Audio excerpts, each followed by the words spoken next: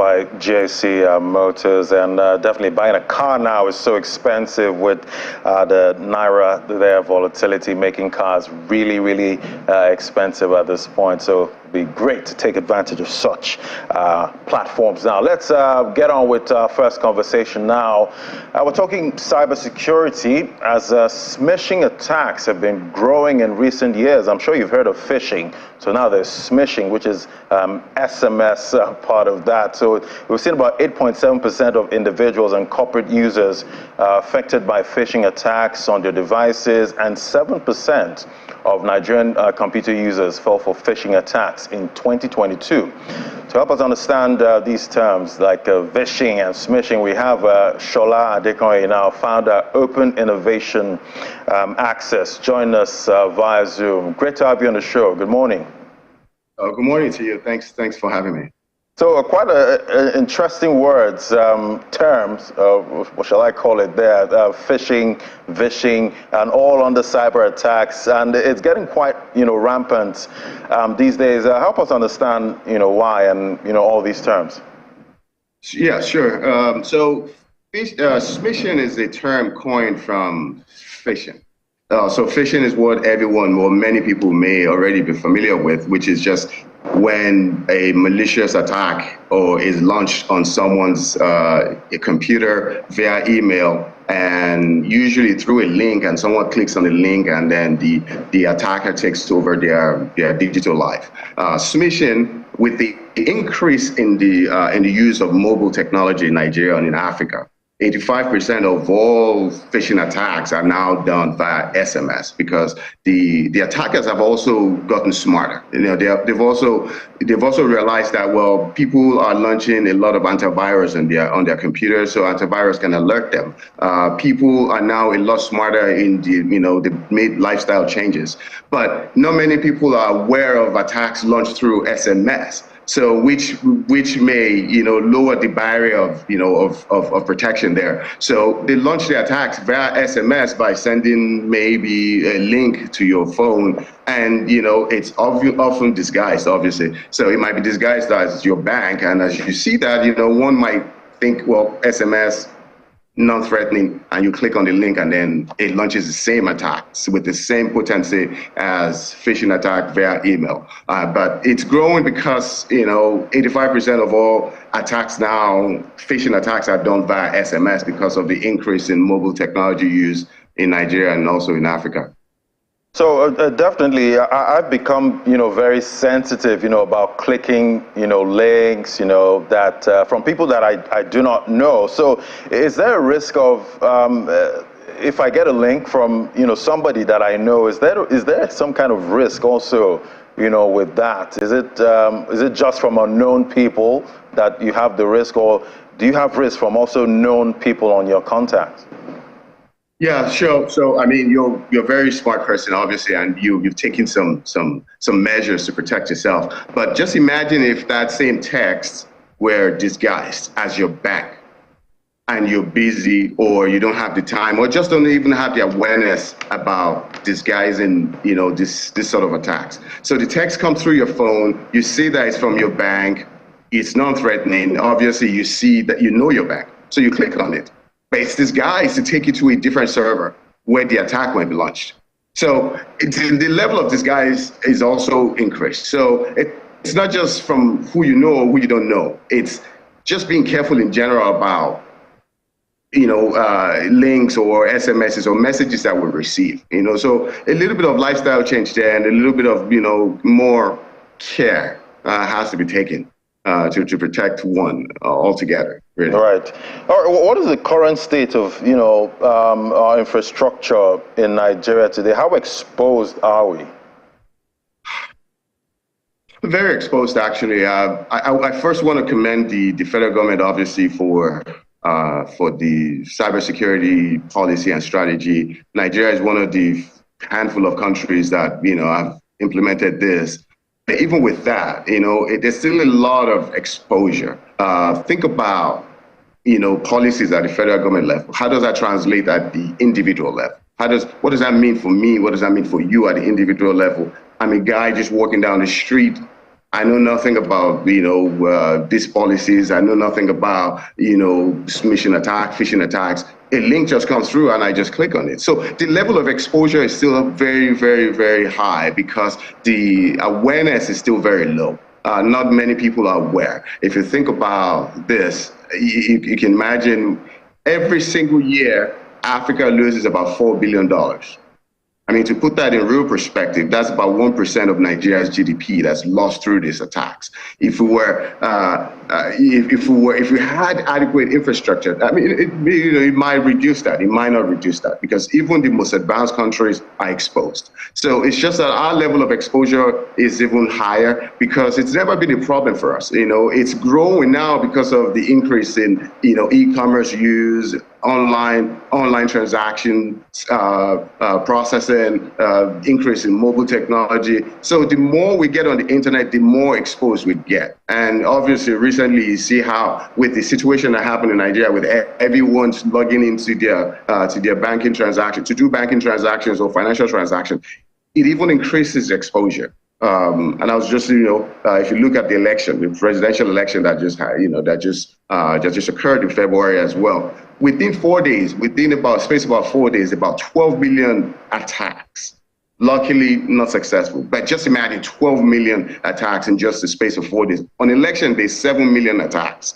So it's growing. The level of infrastructure obviously is not there. You can imagine the more we have startups as well, the more exposed we are, because obviously startups are going to also run their platforms on the internet. But the thing is, startups obviously still have firewalls and they can protect, but nothing is 100%. Risk-free, or it's not risk-proof. The attacks can still come through. Attacks can still get through. So level of infrastructure is still very low. We could do a lot more, but we're often, definitely on the right path, making the right strides. I can imagine how some people feel, paranoid, interacting with all of these services on the internet. And I do remember, some time back, and even, currently you see on social media, people, complaining about their accounts being exploited. Top banks, you hear that, money's been pulled out of their account. How much of this is because of these kind of smishing attacks? And paint a picture of the impact of, successful attacks. So you really can detect, because one of the things that we've seen in Africa or also Nigeria is that the attitude is a little different. The level of care is not as great as you would want it to be. Not every attack is reported. First of all, about 96% of all attacks are not even reported. So it's what you hear that but certainly, there are many. There's several different ways or means by which an attacker can attack one person. Smishing, phishing, and ransomware or malware are just some of the major ones. They're some of the major ones because they are the ones that have direct interaction with probably the users. So with those, attackers are able to launch attack even more easily. So I would say that any attack that happens, unless it's reported, it would, and it's most likely, as a result of one of these different means. I would say probably one of through either smishing or phishing or malware or ransomware. But smishing can be just to paint a picture for you. So maybe someone takes a mobile phone or maybe even an employee of a bank or something takes a mobile phone. I don't mean to paint a bad picture, but I just want to paint some picture. So you take a mobile phone, or you're doing banking transactions on your phone, or you're doing some transaction. An attacker launches an attack. The attack doesn't go directly. Maybe out of carelessness, the employee clicks on a link, then the mobile device or even the computer starts to slow down because the attacker loads it up with all kinds of software to slow the processing down. Now they send for the administrator of the bank or whatever organization comes and logs in to try to help them out. As you log in, with your administrative password, that automatically launches that attack to the entire organization. So you can see that from organizations that have even reported in Nigeria recently. It could happen so easily. It's not just it's not just a software measure that we have to take. It's also a lifestyle change. That is why we're introducing this SMS Protect, because you have to make significant lifestyle changes. It involves not even sharing your password, and people say that people should even go to the extent of not even sharing their passwords with their spouses. Well, that's even on a personal level, but the attack can go to any extent, and it can be attributed to any one of these three major ones that I've mentioned to you. Scary there, but I'm wondering, how do I protect myself from these attacks? Well, I mean, you could either make such a significant lifestyle change, or you could just download SMS Protect. SMS Protect is this app, this mobile application that we're launching next week, which is a significant stride in helping to protect Nigerians. And we're also making inroads into Kenya as well to protect Nigerians. Pretty much what SMS Protect is it's a NI-enabled mobile app that tracks all your incoming SMSs without being intrusive and without prying into your privacy. It goes to the source of the SMS, tracks it down, checks it for authenticity, and when it's a bad SMS, it alerts you before you even click.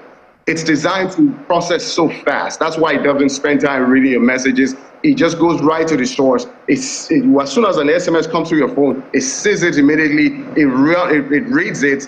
It reads it from the source, and it tells you right away. Now, the choice is yours to still go ahead and click it or just delete it right away. But at least it's a step in the right direction. When you're alerted, at least you have some form of warning.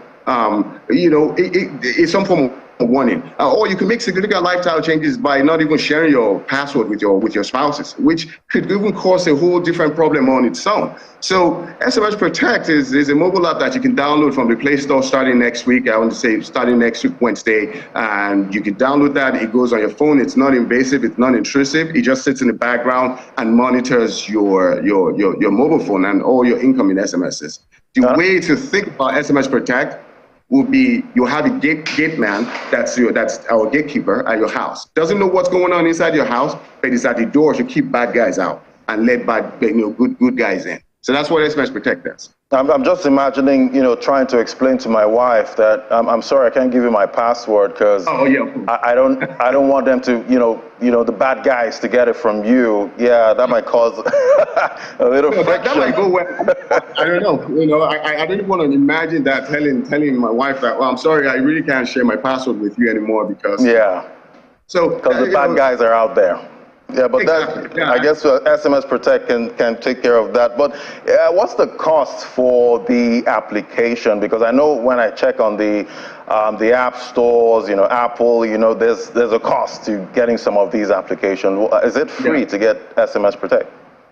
So for now, because of the urgency, the level of urgency, we're releasing the free version for now. And then over the next 6 months, we will be releasing other added layer of protection that will be, paid versions or paid features within the app. But for now, it's just a free version, which is very, which is optimized to protect you to a great extent, And over the next 6 months, obviously, we'll be launching other features. And one feature that I quickly mentioned too, we don't want to forget children as well, because there's a lot of cyberbullying, a lot of inappropriate content out there. So over the next 6 months, we'll be partnering with another startup with another company called Parenting, and we'll be introducing the cyber security for children within the SMS Protect app. And the way it works is that it protects the children from any form of cyberbullying or being exposed to inappropriate content. Because the answer is not protecting your children or preventing them from going on the internet. You'll be holding them back from this world.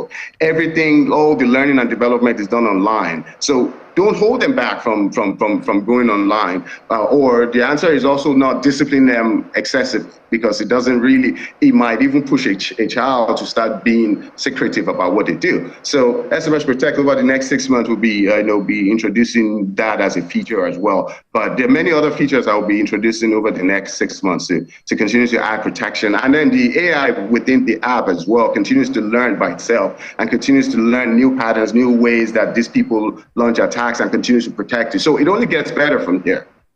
And I know, a lot of people like to, save data sometimes. They turn off their data so it doesn't get, sucked out while they're not using it. So does the app require internet all the time? Yes, you need internet. You need internet. You need SMS Protect to protect you on the internet.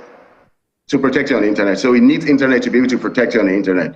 It runs when your internet is running. So the app will run regardless on your phone. It's just that when incoming SMSs come, for the app to be able to alert you, obviously you need to have your data turned on. So, because that's the way it will protect you, because the embedded link will have to take you to the internet anyway, the embedded link within your SMS. So if an SMS just comes and says, please log in, that doesn't mean anything. That doesn't even launch an attack. But when it has an embedded link that now takes you on the internet, that's when SMS Protect will have to get on the internet to protect you. But other than that, it just sits on your phone, doesn't take so much space, doesn't even use your data. But it's when you have to get on the internet either way that it now gets on the internet with you to try to protect you. Fantastic. Quite a lot of protection, needed these days. How do we contact you, to get the SMS Protect? Yeah, so the SMS Protect starting next week, Wednesday, you can download from the Google Play Store. We're launching just the Android version for now. The contact info is also shared on the screen right there. You can email us at contact@smsprotect.io. You can find us on LinkedIn, on social media handles as well, smsprotect.io. Those are just some ways that you can contact us. But we do check emails very, very, very, very, often. So if any messages come through, if you run into any issue, being able to download the app, just reach out to one of our guys. There'll be guys on standby just waiting to just support in any way. But it should be able to reach us through any one of these means here. All right, I guess we'll leave it there now. Thank you so much, Shola Adekonye, founder, Open Innovation Access. Thank you. Thank you so much. Thanks for having me. All right, so we're talking cybersecurity protection there. So still ahead on Business Morning, we'll be looking at financial literacy for kids and young people as the world celebrates Global Money Week. That's in a moment. Just stay with us.